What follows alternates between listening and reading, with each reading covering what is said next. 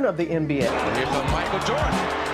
Oh, man. I can't believe how fast 20 years went by, man. This is crazy. Yes, he is. But I tell you, he's unbelievable. Michael Jordan has been a sensational show again. Give it right back for Rick. My goodness. Look at that pass. Curry a floater on the fly. Oh, my God. 50. It's video. We're playing video. Here we go. Le sport est universel, mais l'émission Hype est unique. Merci d'être là, encore fidèle au rendez-vous. Un nouveau numéro, on va parler de Wemby, on va parler des playoffs, puisque ça y est, c'est la post-season du côté de la NBA. Puis on aura même un petit sujet du côté de New York avec notre ami Emric. Et pour parler de tout ça, on va accueillir notre équipe Hype, qui est toujours présente, fidèle au poste cette semaine, et notamment Paul. Comment vas-tu, Paul ? Eh bien écoute, ça va très bien. Encore un beau plateau aujourd'hui, hein, même si ça nous rappelle cruellement que le cheveu est une denrée rare. Voilà. Oui, effectivement. Tu spoil un petit peu. Moi, j'avais une question. J'ai failli venir avec un balai aujourd'hui. Ouais. Et je l'ai oublié, malheureusement. Pour les Lakers, non ? Alors non, c'était un gentleman sweep, monsieur. 4-1. 4-1, pardon, oui, c'est vrai. C'était pas loin. Ils n'allaient pas se faire sweeper. C'était pas Ils ne loin. se sont pas fait sweeper. Un homme qui supporte les Bulls qui ne sont pas en play-off, malheureusement. Non, on va pas en parler. On va pas en parler. On va dire bonjour quand même, non ? On va quand même dire bonjour. Comment vas-tu ? Avec vous. Très bien, très bien. Très bien. Ok. On va présenter notre invité du jour, hein, plus qu'un invité, un collègue hein, avec qui on partage quelques discussions ici et là. On va pas parler de rugby avec lui, on va parler de basket. Fan d'OKC apparemment. Ouais. Il s'appelle Farage. C'est ça. Fan de Westbrook, Ouais. mais j'aime beaucoup OKC. Ok, on parle de rugby parce que tu as été international. Marocain. Oui, ça date. Ça date. C'est gentil, merci de le rappeler, ça me fait plaisir. Ça nous fait plaisir, nous, il de avait des cheveux t'avoir à avec nous. Et je courais vite. Pourquoi OKC ? Eh bien, à l'époque, j'avais beaucoup aimé l'équipe Westbrook, Durant, Harden. T'es au courant qu'ils sont plus dans l'équipe, hein ? Ibaka, oui, c'était cette équipe-là, c'était une belle équipe qui a jamais gagné, mais c'est eux qui m'ont fait aimer, on va dire, plus aimer la NBA. Ok. Et aujourd'hui, si tu avais un joueur hype, comme ça, spontanément, Bah, c'est toujours Westbrook. Hein. toujours Westbrook ? Ouais, toujours. C'est plus le même qu'avant, mais. L'énergie, la passion qu'il a pour le jeu. Ouais, exactement. Le joueur des Clippers, hein. Oui, c'est dur. Hein. Absolument. Ouais. Ouais. Un rôle un petit peu différent de ce qu'on a connu quand il était à OKC. Et puis Ouais. effectivement, à voir s'il peut rester dans cette équipe des Clippers. Sans la fin. Ou pas. Ça sent la fin. Enchaînons-nous tout de suite sur le début d'une belle histoire, celle de Wemby, puisqu'il vient d'être élu Rookie of the Year, donc le meilleur débutant de la saison en NBA. Donc pour certains, c'était attendu, pour d'autres, il y avait encore quelques doutes. Là, il a mis tout le monde d'accord en étant élu donc Rookie of the Year à l'unanimité. Est-ce que ça vous surprend, et toi, Paul, peut-être le fait qu'il soit élu à l'unanimité ? Un petit peu dans le sens où, si on voit la première partie de saison, il y avait beaucoup de consultants qui disaient clairement que Holmgren était encore derrière lui. Et puis avec la nouvelle année, avec son repositionnement en pivot, à partir de là, je veux dire, il a roulé sur tout le monde et c'est amplement mérité. Mais c'est vrai que l'unanimité, 99 voix sur 99, c'est impressionnant. Je crois que c'est seulement le 6e C'est ça. de l'histoire à accomplir ça. Donc bravo, chapeau à lui. Et, premier Rookie of the Year depuis un certain Tim Duncan, San quand on Antonio, parle ouais. des Spurs. Donc s'il suit le parcours de Tim, ça peut présager de belles choses. Avant de te lancer, Rudy, sur Wemby, on en a beaucoup parlé ici. On voit un petit peu le classement qui s'affiche. Donc une première place devant Chet Holmgren et Brandon Miller, donc le joueur de Charlotte Hornets. Voilà, toutes les voix, vous voyez la colonne de gauche, toutes les voix pour Wemby, numéro 1. Donc ça place aussi un petit peu la saison de Victor Wembanyama. On en a parlé, je le disais ensemble, Rudy, Wemby, Rookie of the Year, ok. On sait qu'il y a peut-être un DPOY, donc un Defensive Player of the Year, qui peut peut-être lui être aussi attribué. Quels sont maintenant les futurs défis, selon toi, de Wemby ? Oh, il lui en reste encore pas mal, hein, déjà confirmé. Okay. Continuer à progresser, à prendre du poids. Déjà personnellement, il faut physiquement, il faut qu'il continue à s'adapter à cette ligue, plus peut-être un peu mieux progresser aussi dans l'utilisation des espaces, son corps. Mais sinon, personnellement, je pense que c'est déjà peut-être All-Star. Il a été Rising Star cette année, donc peut-être All-Star l'année prochaine. En tout cas, je lui souhaite. Pourquoi pas Deepoy ? Voilà. Parce que cette année, je pense que ça va être un peu compliqué vu les résultats collectifs. Mais l'année prochaine, en espérant avoir peut-être une quinzaine de victoires supplémentaires pour les Spurs, il peut de nouveau être dans la course. Et collectivement, je viens de le dire, c'est essayer de quand même engranger un peu plus de victoires que cette année pour les Spurs. Et pourquoi pas Continuer cette progression voilà. à tous les niveaux, quoi. Et dans l'immédiat, c'est se préparer correctement pour les JO. Wemby, la hype Wemby a été suivie partout aux États-Unis et notamment par ce qu'on peut considérer comme ses adversaires, voire ses collègues. Et ils ont tous eu un mot justement pour ce titre de Rookie of the Year. On vous montre tout ça. Victor. Hey, Jason Kidd here. Wait, what? Vic, how you doing, man? This is Vince Carter here. What's happening, Victor. Victor. Yo, what's up, Wemby? Yo, what's up, Vic? That's crazy. Yo, Vic, what up? I don't know a lot of French, but I know how to say bon. Hey, that's so trippy. Are those recorded or?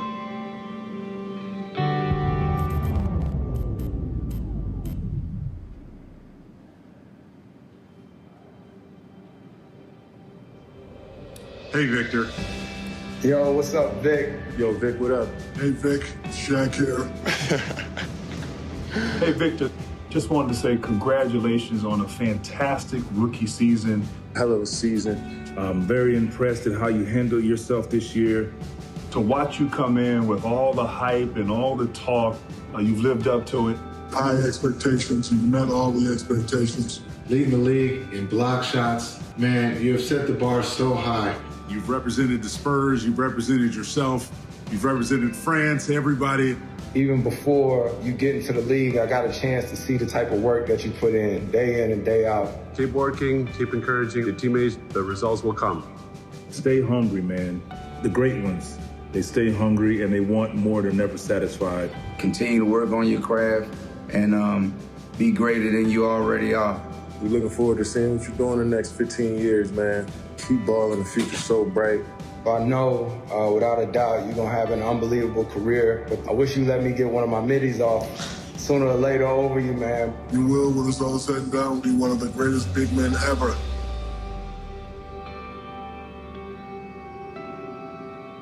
Yo, what's up, Wemby? Just want to say congratulations to you, man. Happy to have you part of this beautiful league, man. Keep doing you. Keep getting better. Want to say congratulations to you, man. Rookie of the Year. Welcome to that Rookie of the Year club. I'm proud of you. You deserve every bit of it. Great job. I couldn't be more proud of you, man. Well deserved. And this is just the beginning. Love, bro. That's crazy.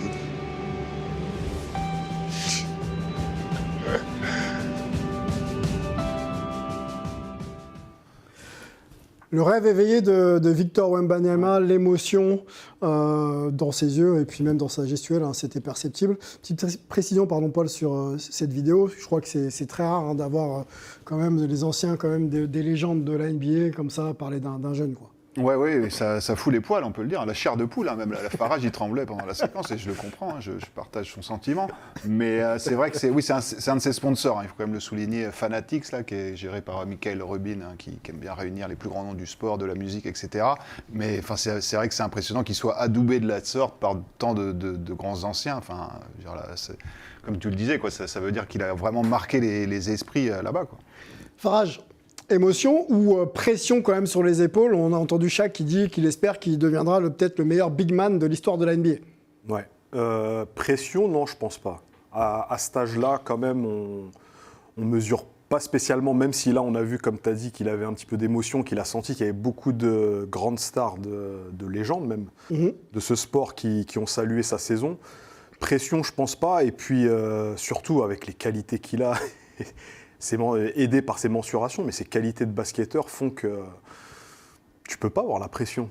T'es fort, t'es doué, t'es pro, tu t'entraînes tous les jours, t'as une bonne hygiène de vie, il n'y a pas de raison qu'il ait une pression pression exagérée. Je pense qu'il nous a montré jusqu'à maintenant que la pression a glissé un peu sur lui. Ça a glissé sur lui, ouais. Aussi, ouais. Bon. Je pense qu'il est armé pour ça, il est préparé pour ça, depuis tout petit, à la Mbappé dans le foot. Ces mecs-là, ils ont leur chemin tout tracé, et ils savent très bien où ils veulent aller, et il sait très bien où il veut aller. Ouais. Et il réussit tout finalement, parce que même tu vois son message de remerciement, enfin il remercie tout le monde à San Antonio, même les agents de sécurité, enfin il a fait aucun impair pour l'instant, quoi. Tout est parfait. Tout est parfait, ouais. Sur et en dehors du. Et on l'a revu, hein, si vous avez suivi l'actualité, j'en doute pas. Du côté des finales de Coupe de France aussi à Bercy, il est retourné à Boulogne, à Nanterre, donc voilà, il est aussi très présent dans la communauté française. On va le voir à Paris, on a cette chance avec les Jeux qui arrivent bientôt. On va finir sur Wemby, montrer quand même les stats de la saison de Wemby, hein, parce qu'elle était terminé, hein, il n'est pas en play-off. Donc stats de saison régulière pour un rookie, c'est plus de 20 points par match, vous le voyez. Le pourcentage au tir, Rudy, c'est pas mal finalement. Pour terminer, quasiment 47%, 10 rebonds, 3 contre. 0,6, il a joué les 3/4 de la saison. 71, c'est peut-être ça la stat la plus importante. Là où certains disaient qu'il fallait peut-être le protéger ou que son corps ne tiendrait pas. Un dernier mot avec toi, peut-être, Rudy, sur Wemby. Est-ce que aujourd'hui on est clairement avec la pépite du basket français? La pépite du basket français, la pépite du basket mondial. C'est pas. Je pense qu'on va en parler pendant l'émission, mais il y en a un petit sujet là-dessus. Mais on sait qu'en NBA, voilà, c'est normal, hein, c'est comme dans tout le sport, il y a des cycles. Et je pense que lui, c'est le prochain cycle. Voilà. Okay. Il y a eu Jordan, il y a eu Chamberlain, il y a eu Bird, etc. Il y a eu Jordan derrière. Là, on a eu LeBron. Et ben, je pense qu'on aura Wemby. D'une pépite à l'autre, hein, même si les perspectives ne sont pas les mêmes, on va se calmer. On voulait quand même parler, nous, d'un joueur hype en France, en train de faire monter justement toute sa cote et toute sa hype. C'est un certain Nolan Traoré, l'ancien pensionnaire de l'INSEP, meneur, gestionnaire et puis aussi très très scoreur, qui a transité en cours de saison du côté de Saint-Quentin, donc en Pro B, Saint-Quentin en Pro A, je vais y arriver. Donc il jump de deux divisions pour justement s'installer dans la rotation. Il y a eu quelques perfs intéressantes, là, je crois qu'il y a 10 points de moyenne, mais la dernière sortie, Farage, parce que tu as fait un papier sur lui, absolument, l'amène justement à scorer 25 points. Est-ce que tu peux nous remettre un peu dans ce contexte-là? Absolument. Saint-Quentin, là, je n'ai pas le classement sous les yeux, mais je crois qu'ils occupent la 7e place de Betclic Elite. Ouais. Et il a joué un rôle majeur dans ce match où il a explosé. Et un match de saison régulière de Saint-Quentin, personne ne va s'y intéresser. Mais alors, lui, il a affolé les compteurs. On ne s'y attendait pas. Et en plus de cela, en face, il y a un Américain, Mike Sell, qui lui aussi a franchi la barre des 20 points. Donc, c'est un match a priori anodin qui a fait parler, et forcément avec un garçon comme ça qu'on verra en play-off parce qu'il reste qu'une seule journée de saison. 7e, 16 victoires, 17 défaites pour l'instant, donc voilà, pour être en play-off, il faut être dans les 8, ils sont 7e. Tu peux rappeler son âge? Il a 17 ans. 17 ans, 1m92, 17 ans. Voilà, très jeune pépite, espoir du basket français. On voulait en parler ensemble, ça fait sourire Farage. Ouais, non, ça me fait rire parce qu'il a que 17 ans. Quel avenir pour une pépite comme ça? Est-ce qu'il faut se dire, on brûle pas les étapes, on le laisse grandir et on voit ce que ça donne sur une saison complète, justement en Betclic Elite? Voilà, ça, là j'y arrive. Ou est-ce qu'il faut peut-être déjà l'intégrer dans des rotations on va dire une bêtise, hein, mais l'équipe de France et les jeux qui arrivent rapidement. Dis-moi, Rudy. Je sais que t'es. Alors, moi, Nolan Traoré, je ne le connais pas plus que ça. On entend parler maintenant, plus régulièrement maintenant. Mais ce qui est bien, déjà, c'est un meneur. On est un peu en souci de meneur en équipe de France, donc tant mieux. Il est jeune. Ça veut encore confirmer qu'on a une formation extraordinaire. Voilà, on parlait de Wemby, mais il ne faut pas oublier Bilal, il ne faut pas oublier Alexandre Sarr. Olivier, Alexandre Sarr qui va être drafté 1 ou 2 dans quelques semaines. Et les Salins, et oui, il y a du monde. Passe. Enfin voilà, donc non, je pense que c'est une très très bonne nouvelle. Maintenant, le voir arriver en bleu tout de suite, je pense que c'est un peu trop tôt. Ma question elle est dirigée sur le poste 1, où on sent qu'il y a des places à prendre, même s'il y a encore beaucoup de monde qui fournissent. Ouais. On pense à Mathieu Strazel, Nadir Rifi, Sylvain Francisco, des joueurs qui sont très performants. Mais est-ce que voilà, il rentre pas un peu dans une petite réflexion de l'installer pour les prochaines années, hein, pas pour tout de suite? Aussi, mais après, je sais pas, Paul peut-être peut en dire un peu plus, mais sérieusement, moi je pense qu'il faut mieux qu'il confirme déjà une saison à Betclic ou ailleurs, dans un bon club, et après oui, l'intégrer petit à petit dans les phases qualificatives pour les championnats du monde ou l'Europe. Enfin voilà, je pense qu'il y a du temps, il y a des plages. Ok, Paul. Oui, c'est vrai que ça paraît un peu tôt, même si c'est le plus jeune joueur de l'histoire du championnat de France à réussir à mettre 25 points. Oui, tout à fait. Plus fort que Wembanyama, plus fort que Rigaudot. Bon, Tony Parker. Doumbouya, enfin c'est cool, donc c'est quand même pas mal. Après, effectivement, c'est un peu tôt, 17 ans, tout de suite l'équipe de France, éventuellement dans un poste de 12e homme. Mais c'est vrai que ça lui rendrait service. Mais est-ce que ça va maximiser ses qualités? Est-ce que dans un contexte de JO, est-ce que c'est la bonne solution? Je suis pas certain. Comme le dit Rudy, je pense que c'est bien qu'il fasse une saison pleine dans l'élite, quoi. Donc la saison prochaine, a priori, peut-être à Saint-Quentin ou ailleurs, mais c'est sûr qu'il est tout proche, quoi. Là il joue déjà au plus haut niveau. C'est impressionnant ce qu'il fait. Le seul petit bémol que je mettrais, c'est la défense. C'est le secteur où il a encore à progresser. Ouais.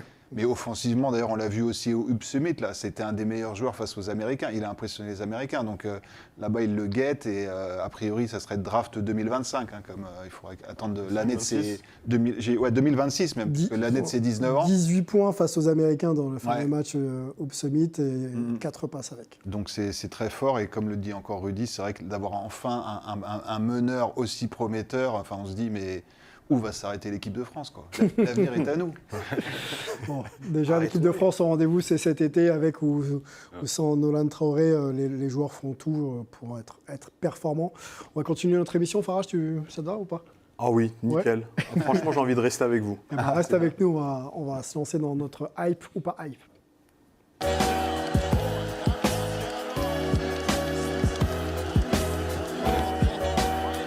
Alors, petite chronique, Farage, pour justement se positionner sur ce qui nous hype ou ce qui nous hype un petit peu moins. Et on va aller sur la dimension play-off.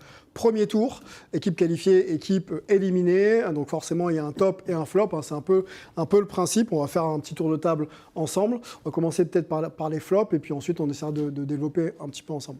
Rudy, on commence par toi. Ton hype, donc ton flop du premier tour des play-offs. Alors, moi, j'ai mis les Bucks. Alors, paradoxalement, ils ont quand même fait une saison régulière assez correcte en termes de stats, puisqu'ils font 49 victoires quand même. Mais quand on voit l'état du jeu, l'équipe, comment ça a été, les changements de coach, l'entente interne, même jusqu'à la direction, voilà, on sent que ça a été hyper compliqué pour eux cette année. Le jeu, on n'en a pas vu. On attendait Lillard et Antetokounmpo, finalement, ils sont passés un peu comme ça dans la saison. Ouais, on sent que ça n'a jamais vraiment fité entre les deux. Voilà, ils n'ont jamais... Voilà. Donc, je suis déjà déçu sur leur saison régulière. Ouais. Ils ont fini la saison régulière à 9 défaites sur leurs 15 derniers matchs. Donc, pour entamer des playoffs, c'est pas top. Et donc, quand on voit le résultat, 4-2 sur la série contre les Pacers, 6e de conf, donc... il n'y a pas eu photo. En plus, moi, franchement, j'ai vu les Pacers. S'ils auraient gagné 4-1 ou 4-0, ça ne m'aurait pas choqué. Donc, très déçu pour cette équipe-là. L'avenir... On en parlera après. D'accord. On aura une petite discussion sur la reconstruction de l'équipe. Et les Bucks en font partie. C'est un échec. Okay. Pour moi, c'est un double échec même. Paul, ton flop? Écoutez, mon flop, c'est les 76ers de Philadelphie. Okay. Je veux dire, on ne va pas s'acharner sur Joel Embiid parce qu'il est revenu tardivement de blessure. Hein. Oui. On sentait qu'il était pas à fond. Il a joué blessé. Clairement, il a joué blessé. Tobias Harris, extrêmement décevant. Tobias Harris. Ça roule. Voilà, LeBron. Ouais, Tobias. Et donc, Batum, lui, par contre, on a envie de le voir encore, quoi. Enfin, on se dit que c'est pas possible. La question, c'est est-ce qu'effectivement, il n'aurait pas joué son dernier match là? Je pense pas. Enfin, vu le niveau qu'il affiche actuellement, je trouve que ça serait dommage qu'il arrête maintenant. Okay. Ça, c'est une petite parenthèse. Okay. Tyrese Maxey, qui fait une énorme saison. On attendait peut-être un peu plus en play-off, même s'il n'a pas eu beaucoup de coups de sifflet, notamment face à New York. Hein, décidément, ça arrive régulièrement avec cette équipe. Et donc, voilà, décevant. Donc, Harden qui a été envoyé aux Clippers. Qu'est-ce qu'ils veulent faire maintenant, quoi? Donc ça, c'est aussi une autre rubrique. Oui, tout à fait. Parce que j'ai pas mal de billes. On patientera un petit peu pour vous écouter, monsieur Roger. Alors, votre flop, monsieur. Alors, avant mon flop, je voulais juste parler de Maxey. Je trouve que tu es un peu sévère. Parce que Maxey, je l'ai trouvé... il les a sauvés. Il leur a ramené un match supplémentaire. Normalement, ils auraient dû passer à la trappe un match plus tôt. C'est vrai. Ouais, il leur a permis aussi d'espérer longtemps dans la série. Enfin, donc Maxey, c'est pas celui qui est plus à mettre en... Il n'y a rien à le reprocher, mais on attendait peut-être qu'il franchisse encore un palier, peut-être. Il l'a fait, mais je pense que c'est plutôt avec MIP cette année. Déjà, et puis le prochain palier, Paul, c'est mettre 70 points par match. Je trouve que Paul, je trouve que tu étais dur et que tu n'es pas très pertinent sur ton choix. C'est mon avis personnel. Qu'est-ce qu'il est fouté. Quelle entrée de Farage. Quelle On l'attendait. l'émission commence. Une entrée d'insolence. Une entrée fracassante. Non, c'est mon point de vue, je déconne, Paul. Et mon flop, alors, c'était les Lakers. Ah bah tiens, en plus, je te défie encore. Tu vas pouvoir répondre. Non, les Lakers, ils perdent contre le champion en titre, contre Denver. Ils ont l'habitude. Sweepé l'an dernier, en finale de conf, on peut le dire. Ouais, Ils perdent 4-1 cette année au premier tour. Mais je ne m'attendais pas à ce qu'il y ait eu un tel écart entre les deux formations. Et franchement, pour moi, on se posait la question l'année dernière. Pour moi, c'est vraiment la fin de règne de LeBron James. Ok. Bon, LeBron James qui, sur les 5 séries playoffs, on a gagné deux fois seulement. Donc il est déjà, depuis 5 ans, déjà un peu sur le déclin. Ouais, un peu sur le déclin. Après, je trouve qu'autour de lui, la qualité de l'effectif est bonne, mais pas suffisamment bonne pour aller ne serait-ce qu'un stade plus haut. Voilà. Après, ça manque de taille. Et après, tu dis que l'écart était finalement minime, hein, parce que tu regardes l'écart sur chaque match, chaque match se joue à rien, comme en finale de conférence l'an dernier. Enfin, tu l'avais noté d'ailleurs. Oui, bien sûr, mais tu veux te venger par rapport à ce que j'ai dit. Absolument pas. Non, mais quand je parle de l'écart... Il n'y a rien de personnel, hein, vous inquiétez pas. Je sais bien, non, quand je parle de l'écart, c'est surtout qu'ils ont pris un 4-1. S'ils avaient pris, comme l'a dit tout à l'heure pour les Bucks, Rudy, s'ils avaient pris 4-0, et d'ailleurs c'est ce qu'on craignait. Comme l'an dernier. Ouais. Après, n'oublions pas le storytelling des défaites. Il y a quand même 2 buzzer beaters de Jamal Murray. Sur une jambe. Il y a des matchs quand même qui tiennent à l'extérieur, ils ne sont pas loin de les prendre. Donc, il y a des problèmes de coaching. C'est une fin de saison frustrante quand même. Clairement, il y a des problèmes de coaching. Enfin, tu allais en parler, j'imagine, de Darvin Ham. On va écouter surtout Rudy qui a l'air de vouloir... Ouais, moi, je suis désolé, hein, mais pour les Lakers, je vous trouve ultra sympa de uniquement vous arrêter aux playoffs. Bon, il faut rappeler que c'est une équipe qui a été en finale de conférence l'année dernière. Qu'au moment des trades, on était là en train de dire waouh, super les trades, super équipe, les Prince, les Vanderbilt, les Gabe Vincent, etc. J'en passe. C'est bon, c'est une équipe qui peut au moins être dans les 4 premiers. Ils ont fait encore un play-in de justesse. Ils sont passés en play-off et ils se prennent encore à 4-1 où on est en train de dire qu'un sweep aurait pas fait scandale. Donc je vous trouve hyper sympa avec cette équipe. Alors peut-être c'est parce que tu veux être sympa avec ton pote Paul, mais moi, les Lakers, je les ai pas mis parce que je voulais pas encore créer un truc, LeBron, Rudy, tu vois. C'est vrai qu'on en parle beaucoup aux États-Unis. Pour moi, je suis désolé, mais les Lakers, à l'image des Bucks, c'est une catastrophe. Pour moi, c'est un échec encore monumental. Parce que finalement, il n'y a pas que LeBron dans cette équipe qui justifie son rang. Non, Davis fait une de ses meilleures saisons sous le maillot des Lakers. Mais encore et puis une surtout, fois, il y a les deux pas beaucoup blessés. Et j'ai envie de revenir sur Darvin Ham, parce que tu dis cette saison régulière qu'ils ont un peu pris par-dessus la jambe. Parce qu'il a fini par mettre son équipe type en février. Il a perdu beaucoup trop de temps. Et puis sa gestion des temps de jeu. Austin Reeves, c'est clairement le 3e meilleur joueur de cette équipe. Il est devant D'Angelo. Et c'est pas possible qu'il joue 30 ou 34 minutes sur les derniers matchs de play-off. Tu peux pas te permettre de faire jouer si peu ton 3e meilleur joueur. Ouais, ils n'ont pas gagné le Season In Tournament. Bien sûr, très beau trophée. À cette époque, on entendait, c'est une première étape dans notre saison. On l'a pas dit ici, nous. Non, les Lakers, le Browns. Nous, on l'a pas dit. C'est une première étape. C'est juste une cerise sur le gâteau. Un dernier flop, vous voulez l'entendre peut-être le mien? Oui. Les Suns de Phoenix. Il t'intéresse pas, tu ne vas pas écouter. D'ailleurs, tu sors. Regarde, la sortie est juste là. Tu vois, les Suns sont impertinent cet homme. Les Suns, sont le flop de ce premier tour des playoffs et globalement de la saison. Bradley Beal, Kevin Durant et Devin Booker ont très peu joué ensemble.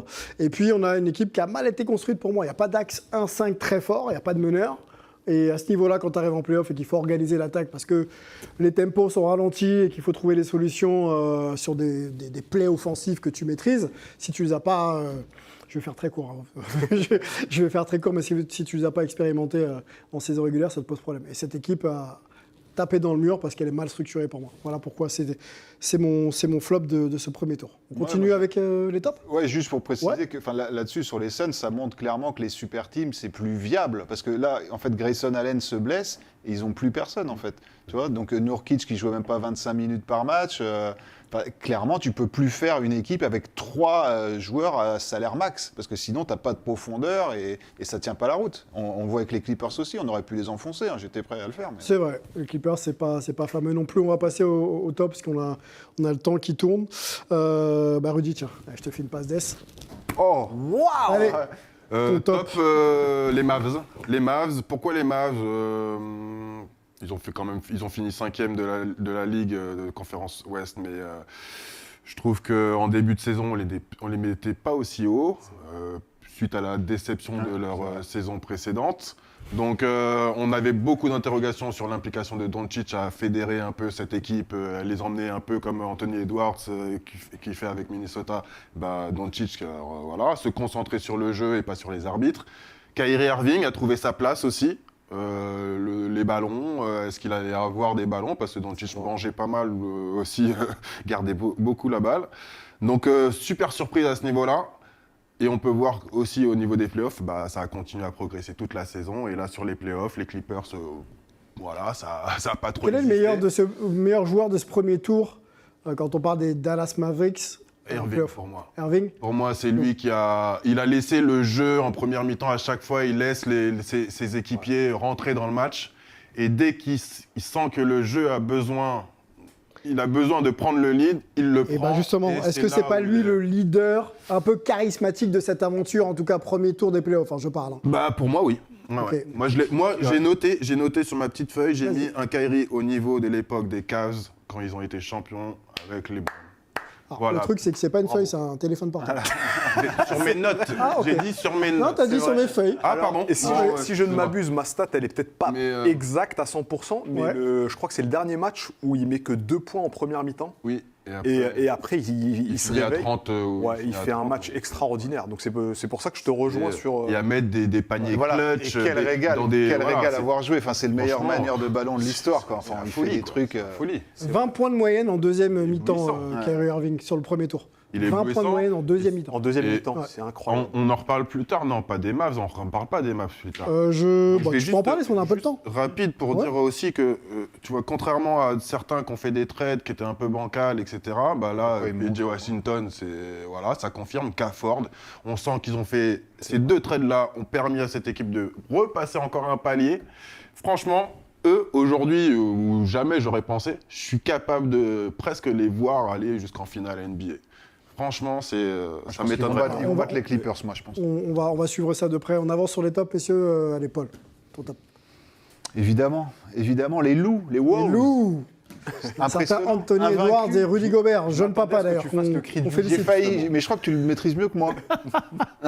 Non, c'est Rudy. En fin d'émission, peut-être. Mais c'est le taureau, moi. non, mais les Wolves, même sans Gobert, hier soir, ils sont à 6 matchs, 6 victoires, la meilleure défense de la Ligue. Et quand on voit comment ils ont fait suffoquer Jamal Murray, notamment, c'était McDaniels et Nickel Alexander-Walker, encore une excellente recrue, comme Mike Conley qui devait aller aux Lakers, mais les Lakers ont préféré D'Angelo. Donc, grosse erreur. Mais, ils font des erreurs, dis donc. Ouais. C'est pas le sujet. Mais...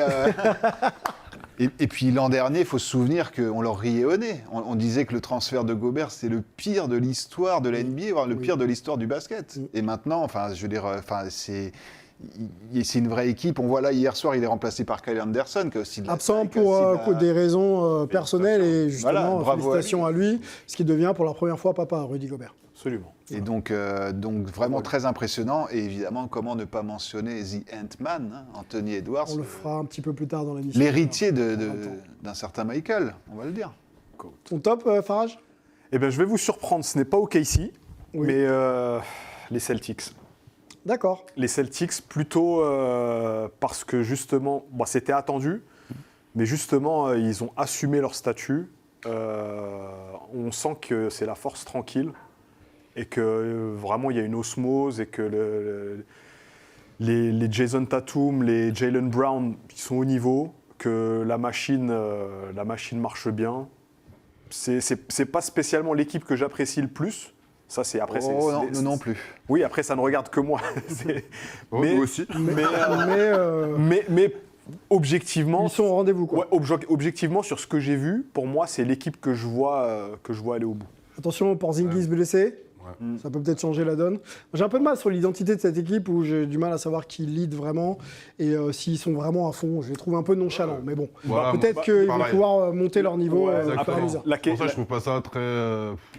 La question du lead, pour moi, c'est Jason Tatum. Pour moi, la question ne se pose pas. Après, moi, je la vois pas forcément. Ah bon? C'est un statut qu'on lui confère, mais je regarde les matchs et je ne vois pas forcément toujours le même leader prendre ses responsabilités à des moments importants. Voilà. Mais c'est peut-être parce ils sont riches aussi. Hein. On parle d'une équipe ultra favorite depuis le début de saison, qui, en toute logique, normalement, doit être champion. Perd un match quand même contre Miami, qui a sans Butler. Non, de là à dire que c'est un top, non, je dirais que c'est tout à fait logique, c'est normal qu'ils soient là, ils sont à leur place, c'est normal. Pour l'instant, ils n'ont pas forcé, donc on ne peut pas dire qu'ils sont extraordinaires. Non, moi, franchement, t'es un peu traître, je trouve.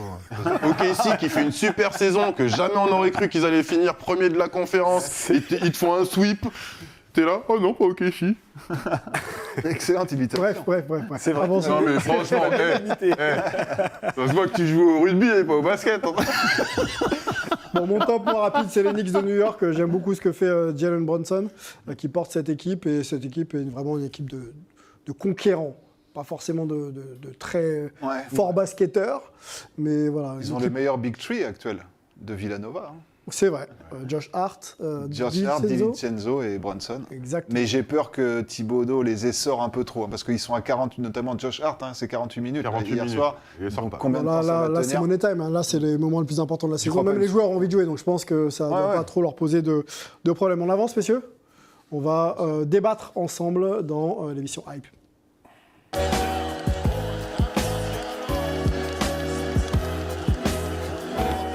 OKC, je suis un fan de Westbrook. T'es un fan de Westbrook? Ouais, plus de Westbrook qu'OKC. D'accord. Ouais, je suis un mini traître, je suis pas un vrai traître. Bon, allez, on enchaîne avec le mini traître du coup. Oh yeah. KD, LeBron et Steph Curry ne sont plus en playoff. Steph n'a même pas fait les playoffs. D'ailleurs, on en a parlé dans Hype il y a quelques temps.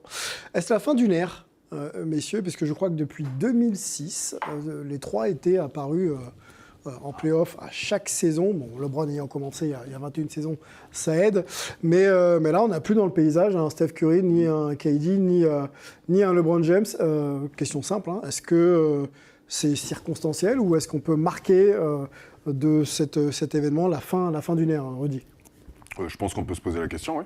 Okay. On l'a dit, ils sont vieillissants. 39 pour LeBron, 36 pour Steph et bientôt 36 pour KD. Donc voilà, normal. Je pense que quand on voit l'émergence de joueurs comme Shea, comme Ant-Man, comme Doncic. Doncic, Doncic on le voit arriver depuis quelques temps, mais voilà, des joueurs qui vont continuer à confirmer quand Antetokounmpo et Wemby, des petits jeunes, Wemby, Holmgren, etc. Enfin, je pense que aujourd'hui, pour que ces joueurs-là puissent encore espérer gagner une bague, il va falloir qu'ils passent sur ces joueurs-là qui ont une vivacité, une énergie folle, et physiquement, techniquement, ils sont extraordinaires. Pour moi, c'est la fin. C'est la fin d'une ère. Ouais. Ok. Paul, fin d'une ère? Je suis pas loin de le penser. Ou est-ce qu'on les enterre un peu trop vite? Non, faut pas les enterrer parce que c'est aussi comme je le disais tout à l'heure, c'est des constructions d'équipes qui font ça. Enfin, on voit bien que les Big Three c'est fini. Bon, les Lakers c'est pas vraiment de Big Three, c'est plus du Big Two, mais il faut des jeunes. Il faut pas que des jeunes, mais il faut des jeunes et surtout des grands. Ce qui manquait aux Lakers, ce qui manquait aussi aux Warriors. Et puis comme on l'a dit, les Suns, un effectif mal construit, vraiment trop limité. Donc je pense que c'est très circonstanciel, mais Father Time is undefeated. Voilà. Donc à un moment, on a repoussé les limites à chaque fois. Oui, c'est très bilingual. Okay. Mais après, c'était français LV1, pardon. Vas-y. Voilà. Okay. Oui, et encore une fois, c'est pas terminé. Voilà. Okay. Le cœur d'un champion ne meurt jamais. Dans des bonnes circonstances, une bonne construction d'équipe. Je pense que l'un des trois peut encore gagner. On va en parler de la construction. On va faire un peu de temps là-dessus. Farage, on les enterre ou est-ce qu'ils sont encore là? Alors, on les enterre, à mon sens, sauf peut-être Steph Curry. Pourquoi? Pourquoi? Parce que, KD, lui, souvent, il a l'infirmerie. LeBron James, il l'a été un peu moins, mais souvent, il était sur les rapports, sur les listes des joueurs incertains avant les matchs. Questionable avant chaque match. Exactement. Steph Curry, un peu moins. Steph Curry, après, avec Klay Thompson et Draymond Green, il fait partie du trio que Steve Kerr veut garder coûte que coûte jusqu'à la fin de leur règne doré. Donc, j'ai envie de dire peut-être Steph Curry, mais il est tributaire un petit peu du rendement de ses deux acolytes. Et Et du roster élargi. Exactement, et du roster. Alors on y va sur les, puisqu'on est à peu près tous d'accord, ils sont encore là et bien là. De toute façon, ils vont pas laisser leur place. La reconstruction de ces équipes, peut-être, on en a cité 4. Je voudrais qu'on parle de 4. Les Bucks, les Warriors, les Suns et les Lakers.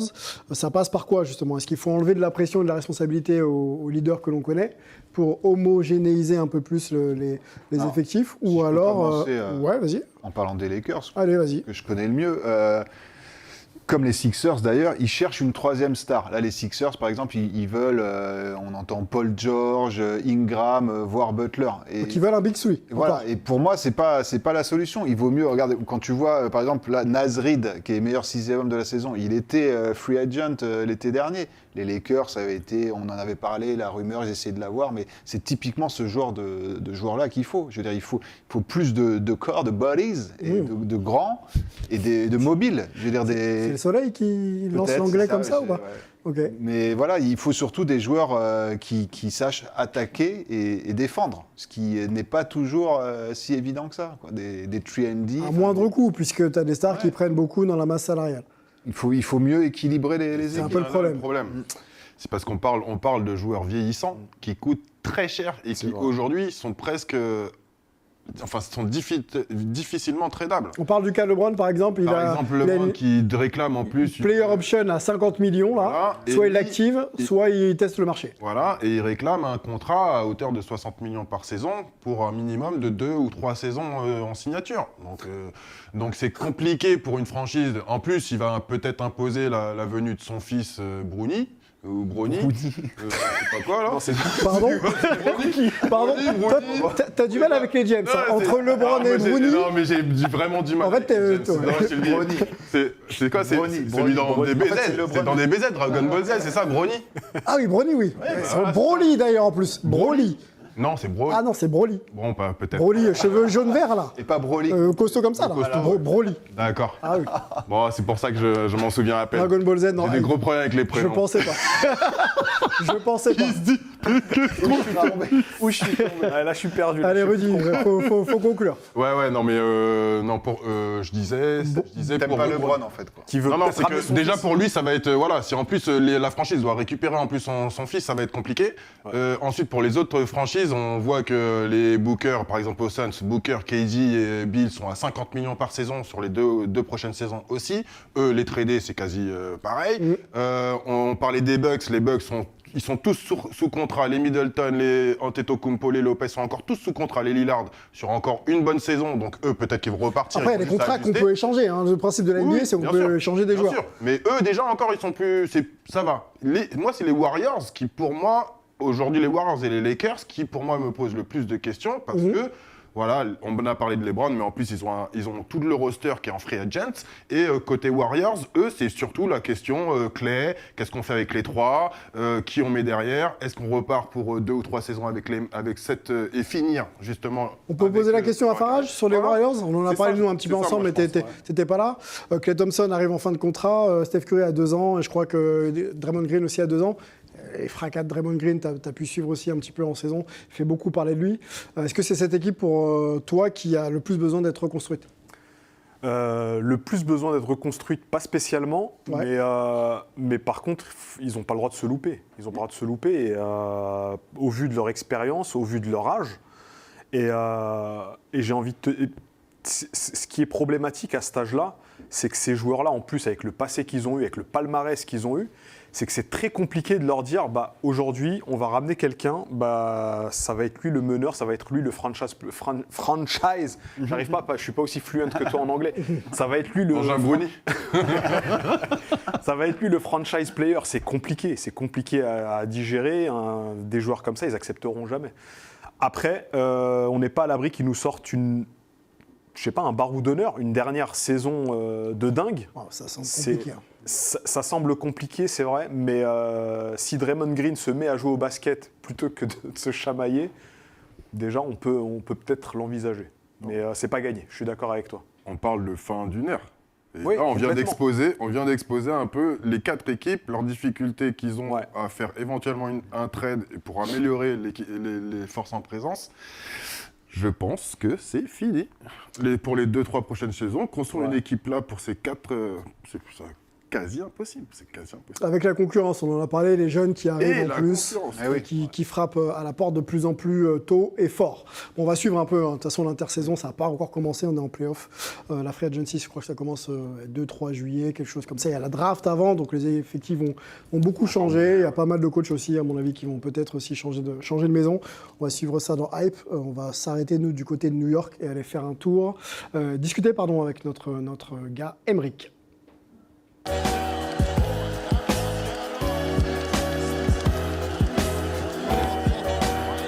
On l'appelle notre gars Emric, parce qu'on se connaît bien. Emric Parker, ça faisait longtemps qu'il n'était pas revenu dans Hype. Il trône toujours du côté de New York pour nous sortir les reportages les plus intéressants. Et il était du côté des universités, non, des high schools même, new-yorkaises, puisque dans les championnats, on va dire, départementaux, régionaux et même municipaux, New York, les quartiers de New York peuvent s'affronter. Donc là, c'était New York contre New York en finale, on va dire, de high school new-yorkais. Emric nous amène dans cette ambiance-là et puis on en parle ensemble. Bienvenue dans la Chronique Fraîche. Aujourd'hui, le meilleur des lycées s'affronte sur le campus de Fordham University où je me trouve actuellement dans le Bronx. Et les meilleurs lycées catholiques de la ville, qui regorgent des plus gros prospects de l'État de New York, vont s'affronter dans une finale très New York contre New York. Stepinac contre Nazareth, c'est maintenant dans la Chronique Fraîche. When it comes to the boom bap, nothing less or more, keeping it raw. Fuck rhymes, I write prescriptions. My opinion's a fact when I prove that. When it comes to the boom bap, nothing less or more, keeping it raw. Fuck rhymes, I write prescriptions. My opinion's a fact when I prove that. Donc on est sur un campus jésuite fondé il y a 150 ans. Ça ressemble un petit peu à Duke University en Caroline du Nord, en plein cœur du Bronx. Alors aujourd'hui, on est sur un après-midi de dimanche d'hiver, donc c'est un petit peu morne. Et à l'intérieur de cette petite abbaye, vous avez une salle de basket et je peux vous dire que ça va être bouillant. Boogie Flam, tu le connais pas encore, tu l'as entendu pour la première fois sur Hype. 17 ans, star de New York, a gagné déjà la finale des lycées l'année dernière et va tenter le back-to-back. Il vient déjà d'être recruté il y a plusieurs mois par l'université de Kentucky. Et un jour peut-être one and done, peut-être un peu plus, il sera sur les parquets NBA, je te le garantis. Un meneur assez crafty, comme on dit ici, avec vraiment beaucoup de skills et qui définit vraiment le jeu new-yorkais.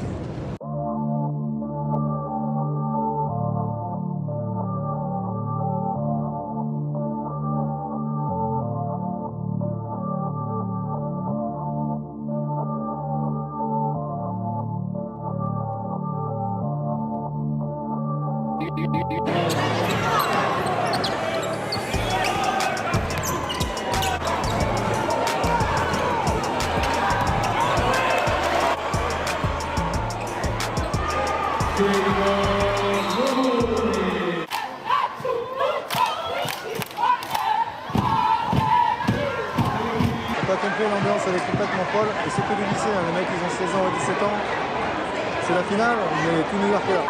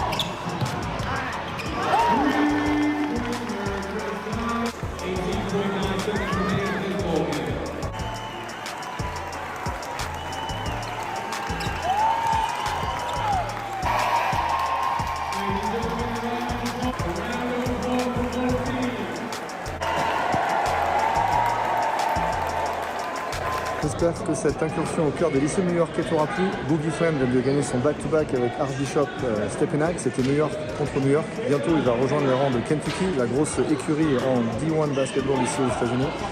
Dans tous les cas, je te dis à bientôt sur Hype. C'est ici, c'est toujours frais. On est sur la Chronique Fraîche en direct de New York. À bientôt.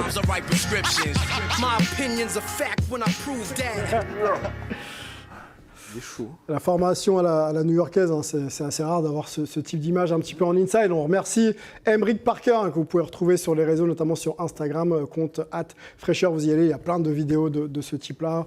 Immersion du côté de New York. On parlait de formation à l'américaine, la formation de notre ami Farage. Ça me fait plaisir qu'il me fasse une passe. J'avais une carrière, je devais jouer, moi je suis plus basket turc. D'accord. Et je me suis fait les ligaments croisés, donc malheureusement j'ai pas pu. C'est pour ça que j'ai joué au rugby. Au Mexique, non? Aussi. Ok, ça marche. Bon. Farage était un peu partout dans le monde, exposer ses talents, notamment au rugby. Hein. On ne blague pas, hein. C'est un international au rugby. On continue, messieurs. On va s'arrêter sur Ant-Man. On en a parlé un petit peu tout à l'heure, mais on va faire plus long avec lui. Dans le focus hype de la semaine.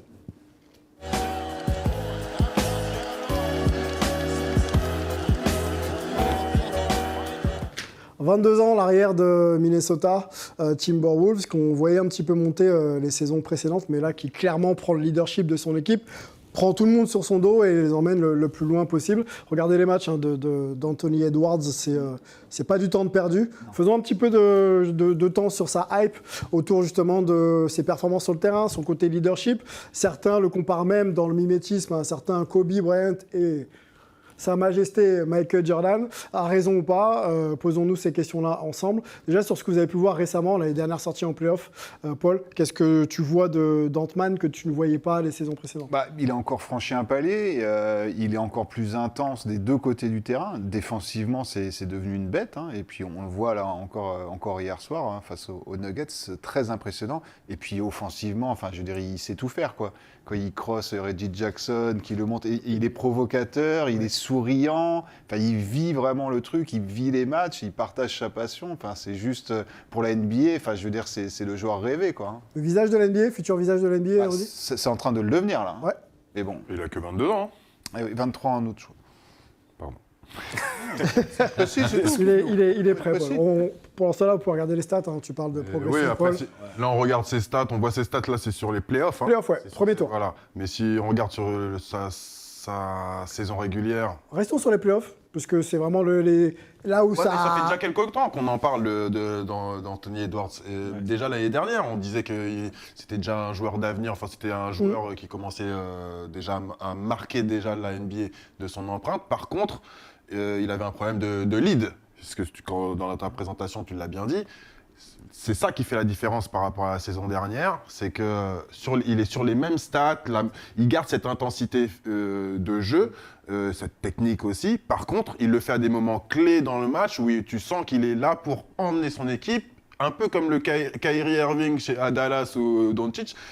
Là, c'est sur des moments clés. Tu penses qu'il trouve mieux ces moments, quoi. Exactement. Chacun a trouvé son rôle par rapport à l'année dernière, les Kat, les Rudy et donc lui. Et c'est ça qui fait que maintenant, on voit que c'est vraiment son équipe. L'année dernière, on pouvait se poser la question. Là, c'est son équipe et c'est pour ça qu'on le met vraiment en avant par rapport à la saison dernière, même sur des mêmes niveaux de stats. C'est parce que là, maintenant, c'est lui qui donne le lead. C'est lui qui donne l'impulsion.